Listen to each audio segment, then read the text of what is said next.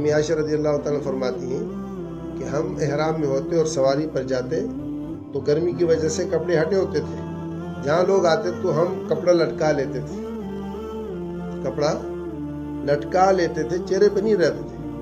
اب یا تو ہماری مائیں بہنیں حج جیسے فریضے کو ادا کرتے ہوئے پردہ ہی نہیں کرتی، یہ بھی حرام ہے، کر حج رہی ہیں اور بے پردگی ہو رہی ہے، یہ بھی حرام ہے۔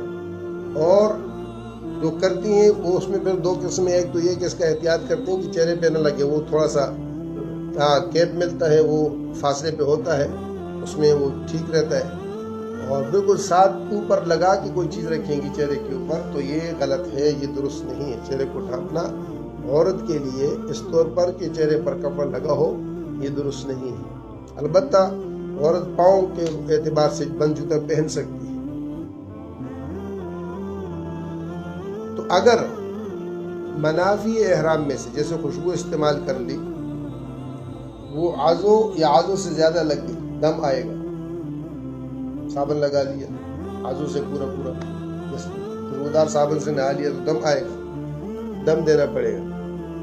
ایسے ہی دن کا اکثر حصہ یا پورا دن سر ڈھانپ دیا، دم آئے گا۔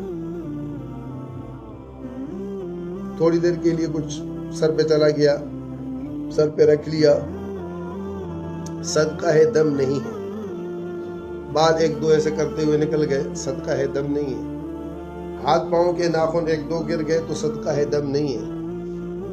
زیادہ یا کل ناخن کاٹ لیے، سر کے بال منڈوا دیے احرام کی حالت میں، یا خوشبو آزو یا آزو سے زیادہ لگا لی، یا دن اور دن سے اوپر حصے میں کپڑے سلے ہوئے پہن لیے احرام کے بغیر رہا، ان تمام صورتوں میں دم آئے گا، دم دینا پڑے گا۔ یعنی ایک بکرا جو ہے وہ حدود حرم کے اندر باہر میں نہیں، وہاں ذبح کرنا ضروری ہے۔ آدمی وہاں سے کہے کہ میں پاکستان میں کر لوں گا تو نہیں۔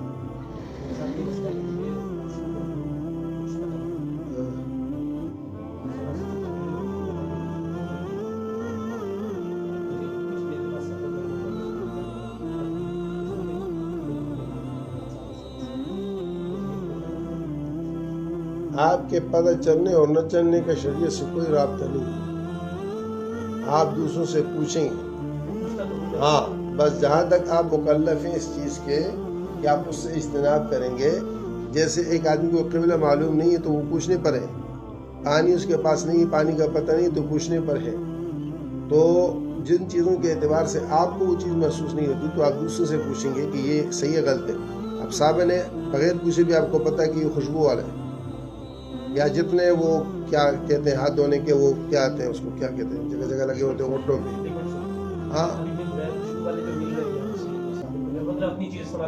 ہاں بس جو چیز یقینی ہو کہ اس میں خوشبو نہیں ہے، جیسے کپڑے دھونے کا صابن ہے، اس میں خوشبو نہیں ہے، آپ ہاتھ دھونے کے لیے استعمال کر سکتے ہیں، یا وہاں پہ بھی صابن ملتے ہیں، یہاں بھی صابن ملتے ہیں بغیر خوشبو کے۔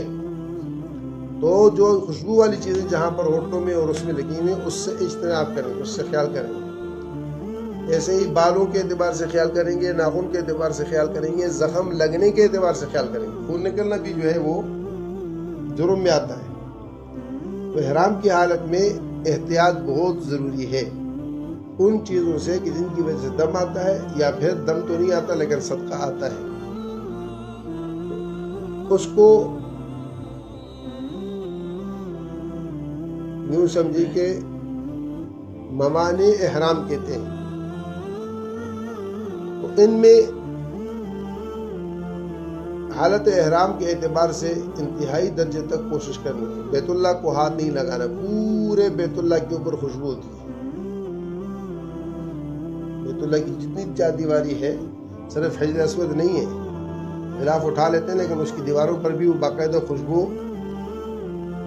پھینکتے ہیں، یعنی مشک و عنبر کے اعتبار سے اور عود کے اعتبار سے یہ خوشبو باقاعدہ سے اٹھا کے وہ بوتلوں کی بوتلوں پر ڈالتے ہیں روزانہ، یہ ایک وقت بھی نہیں، روزانہ کے اعتبار سے صبح شام میں خوشبو سے اس کی دیواروں کو، اس کو آپ دیکھیں دور سے تو چمک نظر آتی ہے تیل کی، یعنی خوشبو کی، ہاتھ لگائیں گے تو لازمی خوشبو لگے گی آپ کو۔ تو اس سے اجتناب کرنا ہے، اس سے بچنا ہے۔ جی جی ہاں، پھر تو لگائیں، پھر آپ چومیں اس کے ساتھ، وہاں مانگیں۔ تو احرام کی حالت میں ان چیزوں کا احتیاط کرنی ہے. اور یہاں سے جب آپ